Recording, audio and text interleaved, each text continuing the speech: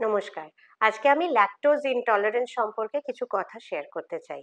Lactose intolerance হচ্ছে একটি হজমের সমস্যা, যেটা বহু এশিয়ান এবং আফ্রিকান মানুষের ক্ষেত্রেই দেখা যায় এবং ভীষণ কমন। এটা দুধ খেলেই মানুষের একটা ডাইজেস্টিভ ইস্যু দেখা যাচ্ছে। যেমন বুক জ্বালা, পেটে ব্যথা, ফ্ল্যাটুলেন্স, বারবার ডিফেকেট করার প্রবণতা, IBS এর দিকেও চলে যায়।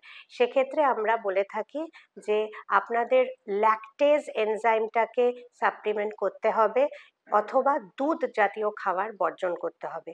দুধ জাতীয় খাবার মানে দুধ, দুধ চা, দুধ কফি, দুধের সংক্রান্ত কোনো বেভারেজ, পুডিং, পায়েস, মিষ্টি যা দুধ দিয়ে তৈরি হয় এগুলো বর্জন করতে হবে।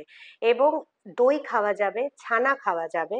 এবং যারা ভেজিটেরিয়ান তারা দুধের রিপ্লেসমেন্ট হিসেবে প্লান্ট মিল্ক অর্থাৎ সয় মিল্ক,